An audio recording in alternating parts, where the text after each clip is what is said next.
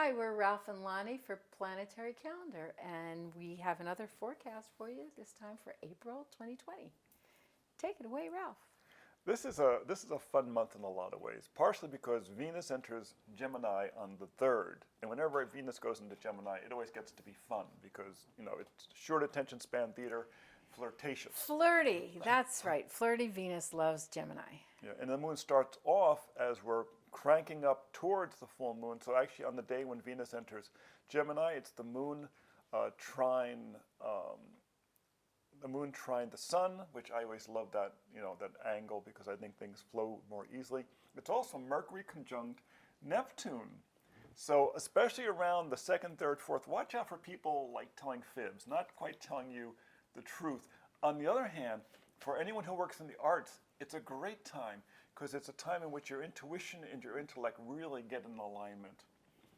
So then we have the full moon on the 7th, of course, and the theme for this full moon is interesting. Here's the meditation for the April 7th full moon. How can you be a better friend, contributing your share while maintaining your individuality? And then we suggest a pink grapefruit and peppermint blend. That's one of my absolute all-time favorite blends of essential oils. Isn't it? It's just friends lovely. are us. And then place that in number 1 and number 7 sections, which is the area of the self and the partner. Okay. I love it. That sounds great. And, Mercury is changing sign on the 10th, enters Aries. Yes, good move. So Mercury coming out of Pisces. Mercury's not crazy about Pisces. Pisces is not the greatest communicator, and Mercury, of course, is the communicator. So he could be a little rambunctious by the time he gets into Aries, yes, after exactly. having had to hold it in for a little while. Oh, poor thing. Now, admittedly, Mercury in Aries is a little, how we say, rammy. So watch out, especially watch out when Mercury first goes into the sign. Watch out for arguments. Well, that's what I said, rambunctious. Yeah. He could be a little bit rambunctious. Like everything he's been holding back might just come out. So exactly. A little bit like the Sagittarian foot and mouth disease. And then once you get past that Mercury in Aries, you can really kind of coast for the whole next week. There's some aspects going on. The Sunday, the 12th, there's the Sun trine Moon. Once again, really coasting, but there's not a lot of conflict going on. I have to mention, I'm not crazy about the 15th. If it wasn't for that lineup of planets above the number, in harmonious aspects with the moon, I would have made that a black box day because tax day with the Sun square Jupiter. Although when you think about the symbolism of that, the Sun square Jupiter, is that sort of the opposite of good luck money rolling in? It's money rolling out Yes. to pay your taxes. So Paying the bills. what can I say? But at least the week ends up with a nice white circle day on the 17th on Friday. That is lovely, isn't it? And you got the Mercury is sextile Venus, who's in Gemini, which is very, very social. And you got the Moon sextile the Sun. Yeah, just a very nice social day. Make dinner plans. Yes, that's true. Even though the moon isn't in Taurus, yes, it's in Pisces, and they enjoy a good meal too. and that's romantic. And it's the friendship and the camaraderie. Yeah, it's a very, very social day, and it sets off a social weekend because on the next day, on the 18th, you got the Mercury sextile Mars. Remember, these aspects, travel over several days. So you have these nice combination of aspects, and then on the 19th is the day that the Sun enters Taurus. And the first degree of Taurus is always kind of lovely, I think. It's nice, it's calm, it's indulgent. All of Taurus has a different kind of a centered energy to it compared to the drive behind Aries. So it's kind of the breath in, count the money you have in the bank, count your friends, do something for yourself after, really being driven out there. Exactly. And then on the then you have the new moon, which is coincidentally Earth Day on the 22nd. You can't make this up. Right? And this is the 50th anniversary of Earth Day. Isn't that interesting? 50 years of Earth Days. Right. And it's I got my 4 ocean bracelets on here, cleaning up the plastic out of the ocean. There you Think go. about something that you can do for the environment on Earth Day. Exactly. In effect, it's the 22nd. The 22nd is what's called a master number because it relates to the two cycles of the complete cycle of the sun. The sun changes polarities every 11 years, so it's 22 years before it returns to the original polarity. And that day does have a Taurus moon. Yes, so it does. definitely eat good food that day. Yes. I have a Taurus moon. Just want to remind you. And so the Taurus moon to me means reservations. Yes. So. And now here we see the meditation for the 22nd.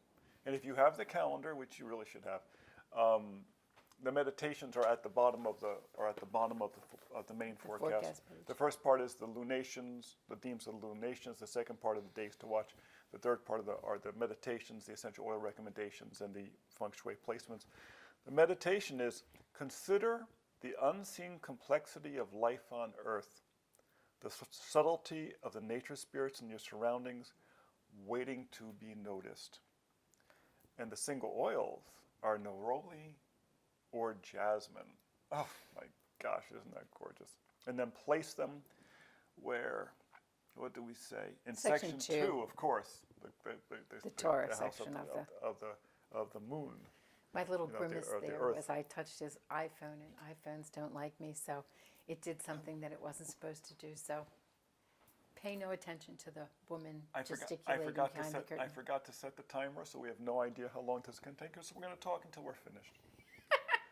So, and there's not much more to cover because the next thing is actually, like up this point, it's really cruised around along pretty beautifully. And we get to the first black box day on the 25th.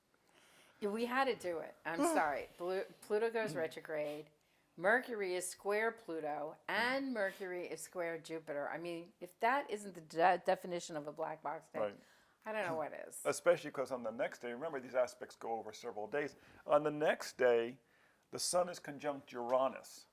And whenever the sun gets conjunct Uranus, there's a tendency for overwhelm, and it's taking place in the first few degrees of Taurus, which is a very martial part of the sky. It's actually the horns of the Aries in that section of the sky. Well, it might be interesting to note for the people who do have calendars there that this is listed as a harmonious aspect because it's above the line. But just because it's above the line and a conjunction is a harmonious aspect doesn't mean that, Uranus conjunct the sun can't be a troublemaker. Yes. I mean, it is, after all, Uranus. So it depends upon how that affects your chart and your transits that, you can see how that is. I mean, it could be very exciting and open up new doorways for you, especially if you're in a Taurian field.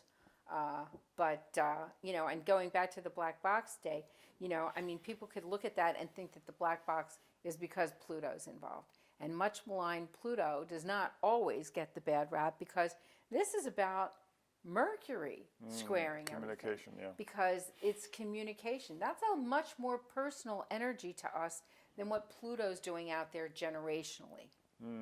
Exactly. And the thing about that thing of being conjunction, sometimes it's good, sometimes it's bad. It could be, let's say you grew up in a house and your father was very eccentric. A great person, just really eccentric. You loved him to death, but then you left home and you went to school and you became, a serious business person. And, now you have a real family and you have, your life is very, very controlled. And your father, the eccentric, comes to visit for a while.